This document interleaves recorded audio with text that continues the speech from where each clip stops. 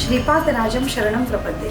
श्री क्षेत्र नृसिंहवाडी म्हणजेच आपल्या सर्वांची नरसोबाची वाडी ही भगवान श्री दत्तात्रेयांची राजधानी। भक्तवत्सल भक्ताभिमानी श्री गुरु नृसिंह सरस्वती स्वामी महाराजांनी येथे 12 वर्षे वास्तव्य केले। अशा या प्रसिद्ध आणि दत्तभक्तांच्या माहेरघरी गुरु महाराजांच्या मनोहर पादुका आहेत। या नृसिंहवाडीत उत्सवाची तसेच नित्यपूजेची सर्व पद्धत आणि नियमावली परमहंस परिव्राजकाचार्य श्रीमद वासुदेवानंद सरस्वती स्वामी महाराजांनी घालून दिलेली आहे। आजही तेथील नित्य उपासनेतील एक भाग म्हणजे पालखी प्रदक्षिणा। साधारण इसवी सन 1905 मध्ये एके दिवशी पालखी प्रदक्षिणा सुरू असताना पुजारी गुंडोपंत कुंभारे यांच्या हातून श्रींची उत्सव मूर्ती पालखीतून खाली आली।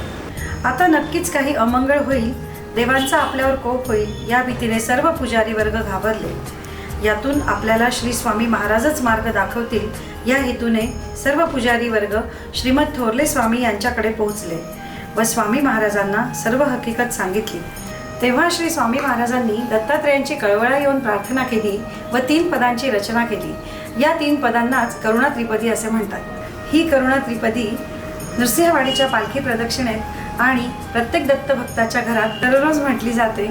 धन्यवाद। जय शंकर दिगंबरा।